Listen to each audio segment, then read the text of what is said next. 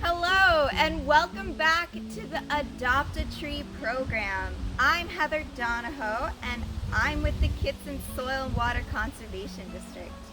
Today's theme is your tree as a habitat.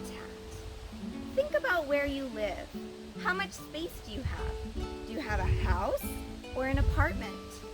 Do you live in the city or the country? Where do you get your food or your water? These are all important considerations for a good habitat. A habitat is a natural home for a plant, animal, or other organism. A good habitat is able to provide shelter, water, and a food source for the organisms that live there. A tree can be a home to hundreds of organisms. Some are so small you can't even see them, but others are noisy and hard to miss. I'm going to ask a few questions. Take the time to pause the video and answer them in your journal or discuss your answers with friends. What are some plants or animals that depend on trees? Lichen lives on the trunk of the tree. Beetles will live inside the bark of the tree. Vines, like the Virginia creeper or the poison ivy vine, like to get support from the trunk of the tree so they can be found climbing up it. Fungus live on the roots of the tree, so you can find their fruiting bodies, called mushrooms, on the ground at the base of the tree. Birds make their nest in hollow cavities or in the branches of the tree.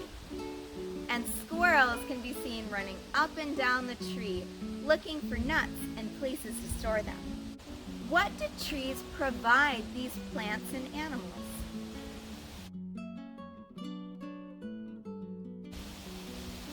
Lichen gets food and shelter from the bark of the tree. They also collect moisture that funnels down the tree.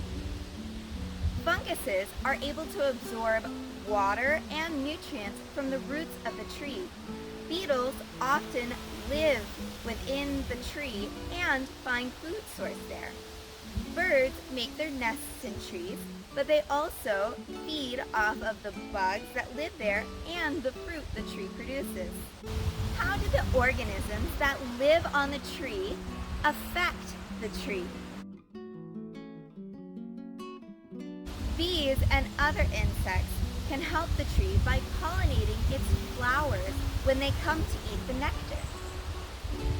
Beetles often are living inside the tree, but some of them, like the emerald ash borer, eat too much of the inner bark of the tree and can cause damage or even kill the tree.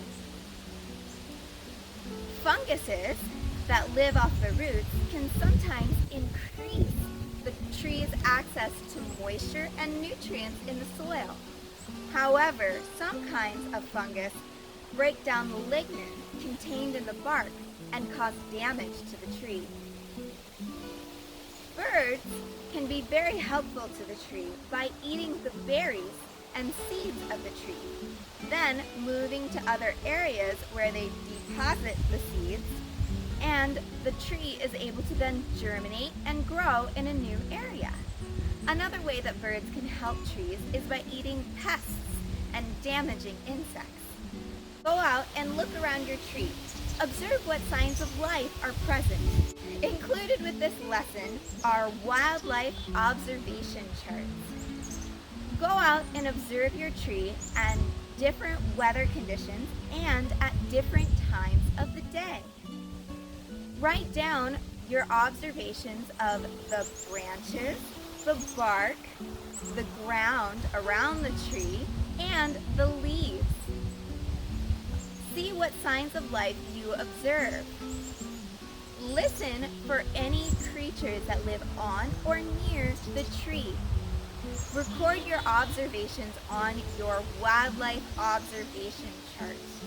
Note any surprises or changes that you see.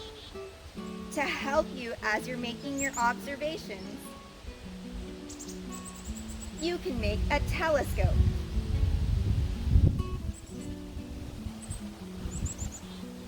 This should help you as you make your observations. Mine is made out of toilet paper rolls and decorative paper with some stickers. But you can make yours out of a paper towel roll, or you can decorate it with glitter, paint, anything you have on hand that seems like fun to you. Hopefully you'll use this as you continue to observe your tree with the Adopt a Tree lesson. Thank you very much for joining me today. If you'd like to continue the lesson, there are additional activities in the description. Thank you, and please share this with anyone else you think might enjoy it.